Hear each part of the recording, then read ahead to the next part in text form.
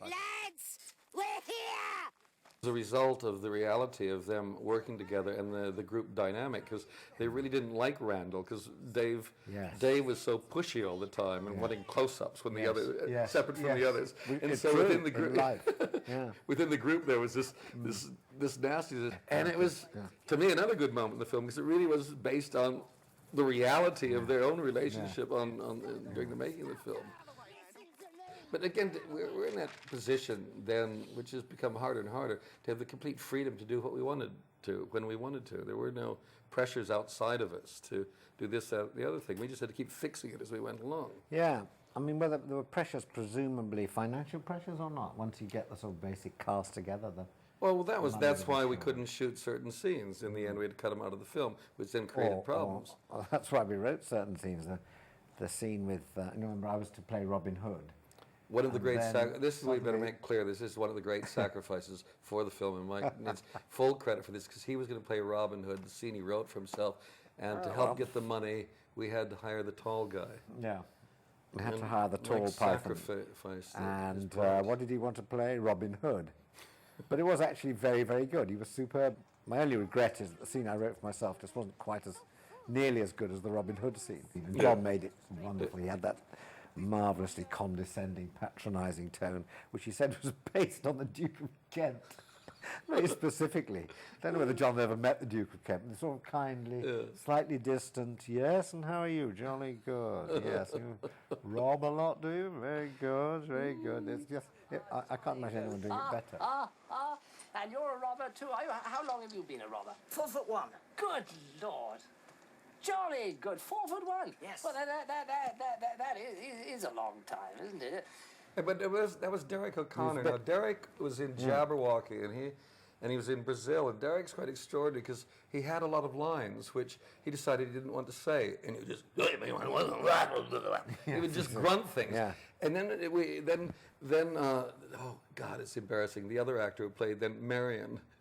He sort of turned Marion into his sidekick who would then translate for him. Now, that wasn't really the way it was written. It was just that moment, again, when you're working with good actors. Well, one of my favourite things at the whole movie was at the very beginning, the family watching television, and his family, and the fact that everything they had was covered in plastic sheeting. No, that's what happened with Evil later. All of Evil's people then wore plastic over there. But that was the follow-up from the furniture being covered. Right. All of Evil's cohorts covered with the same plastic. Horseflesh was the one that had gone bad. Horseflesh was the seventh dwarf, and I think it was probably some kind of hangover from Snow White and the seven dwarves. Yes. Now, he's actually in there. There is, a little guy who's with David Warner there, but we never even mention who he is or deal with him. But I actually think there's more in the early scripts with Horseflesh that we cut out in the end.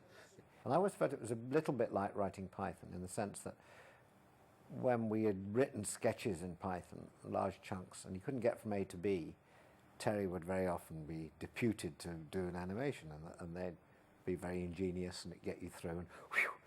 And it happened with that. I just felt at certain points I could write the bulk of, say, a Napoleon scene or the ogre scene or whatever, but in order to get from one to the other, Terry would do these wonderful falls through space and through the walls and all that, which was great stuff. I mean, that was just so technically so good. And so it enabled us to move on quite quickly and get away from things whenever we wanted to. And I think generally speaking we did. I always felt at the end it got slightly more, the scene with the ogre on board ship's quite a longish scene. Yeah. And up to then, everything had gone just about the right pace moving through. And it slows up a little there, because I think it's just on board ship and there's not much action at that point. It's actually shorter than what we actually wrote. We kept trimming that one down, and there's a certain point you can't go below, and it's... Yeah, you're probably right. It's not perfect, Mike. It's not a perfect. No, I don't know. No, it's visually perfect. But if I could just it's my writing. It's my writing. Something I went on and on and on. I just know when to stop, and you somebody who only recently bumped into me said, and I mentioned Time Bandits. He said, "God, that film kicks ass." This is a wonderful way to describe that kind of film. The boat is, think that these things the right way around. The giant wears a hat that looks like a boat, and it's full of boaty things inside. What was the thinking there? Was it a boat going along and then, oh, what a great idea if it's actually someone on someone's head? It's even simpler. Or was it, Brian Froud, you know Brian Froud Yes, is? He's done a books on brilliant pixies artist, and all that. Fantastic. There's a book he did once on pixies or giants or something, and there's a character in there, in the water, with a boat on his head, and I stole it from it. That's a confession. It's as simple as that, folks.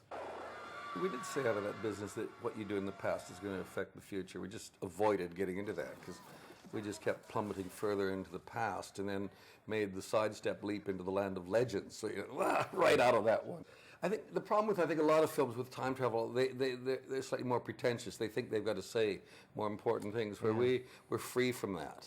We just ride it and go and not get caught up in the thing. You can do it in a book. You've got the time and the complexity in a book, but films just want to get on with it seems to me. And it's there were sort of various philosophical levels which you could take it on, with God at the end and all that, I suppose. But well, I think even God, the great thing is you grapple with how do you do God. So you get Ralph Richardson, who's pretty much near God in the acting profession. Where he didn't do any of the lines that I'd written, did he? Yes, he did. Did he? Or he wanted to he and I. change it? There was a couple of things. He got obsessed about the figure of evil there, the charcoal fried figure of evil, because it was something about the pig eating human flesh, Og the pig. And when we arrived on the set that day, there was the statue of David. He said, no. And I said, I don't know what he's talking about. And the reason he decided that they had to turn Og back into human form from pig form, is because Og was going to eat a piece of flesh, which in fact was charcoaled evil. And so he wanted bits of evil lying around, so we then had to break up evil, leaving this, and he wanted a shot of Og as a pig with the hand of evil in his mouth, and that's why he was changing it. Well, I agreed to do whatever, so we broke up the statue, but we never did the shot of the pig with the hand, and so it goes all through, but it solved the problem again that day. I mean, movie making is all about just solving the problems, the quotidian problems, it seems to me. But he was a great god, and he was a god.